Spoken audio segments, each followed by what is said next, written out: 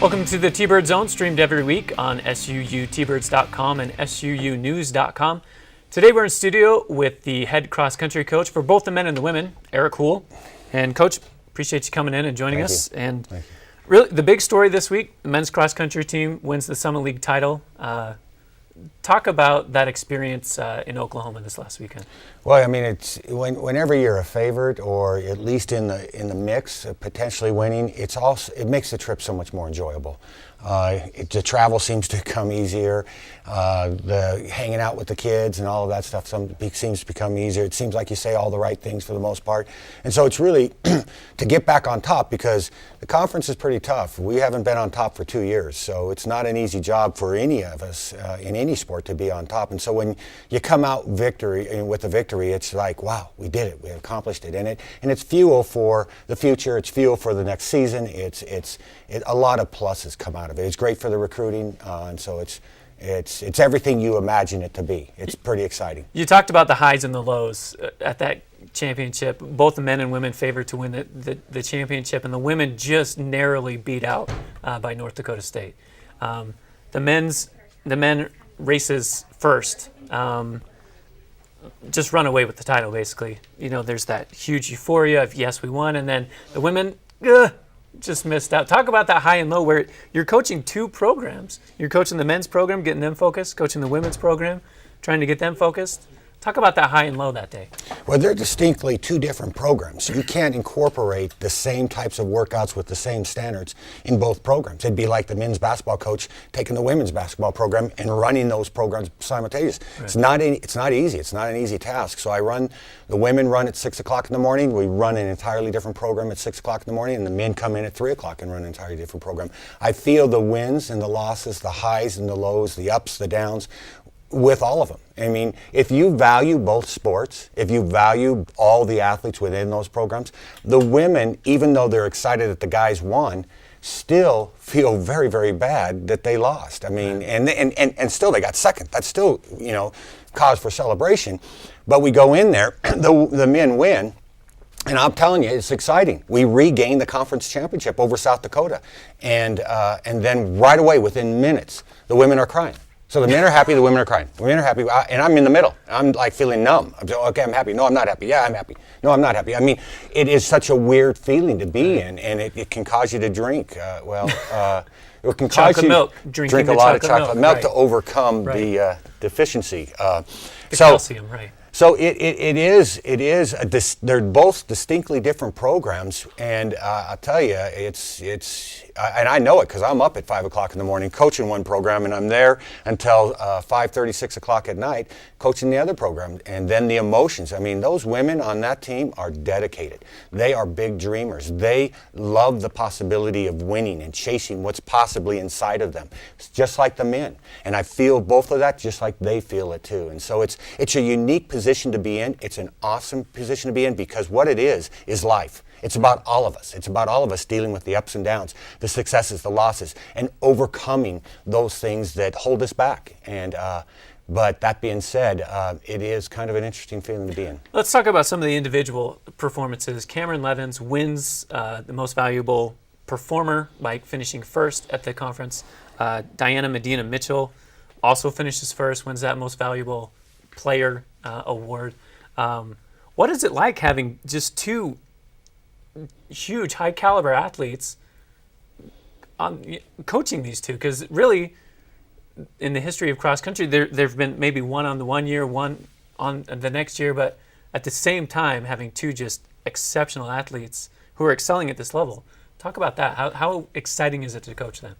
It really is, because what it is, I mean, I have a lot of good athletes in the program that are just like them in terms of, the program basically sells this. It sells that if you really want to achieve something in life, you got to first start thinking about it. You got to dream about it. You got to think about the possibilities lie inside of you. And then you got to start talking about it. You got to talk about it because you're stronger in numbers. And then you've got to work with no regrets. You got to work hard, understanding that we can't control everything, but going after something that is cool, no matter what what stage it is, whether it's to be the greatest singer or to be the greatest artist or to be the greatest athlete in a particular sport. To see that come to, true is awesome, and to have it happen twice. The cool thing about coaching both sports is when you win both sides, it is like outrageous. It's like you're overcharged, and it's like, whoa, it's just crazy. But then when you lose both too, it's like a double stab. I mean, it's equally bad. So to have two victories and to find, victory within the team like that, along with being, I think, top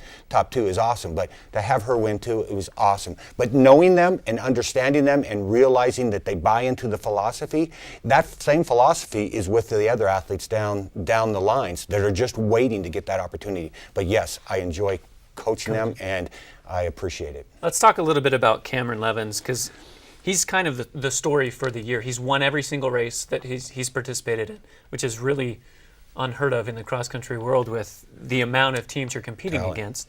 And really, there's talk that he's a contender for a national championship, which is also exceptional for the campus, for Southern Utah University to have a potential national champion on its campus. In fact, Flow Track, which is one of the leaders of following cross-country and track and field programs, consider him one of the dark horses in the national championship race. But they also bring up University of Arizona, who has a great African runner in the long. Another great African runner is at the University of Iona. Cameron Levins competed at the World Cross Country Championships last winter, representing Canada. How did that experience help him being able to face, these African nations which just excel cross-country wise?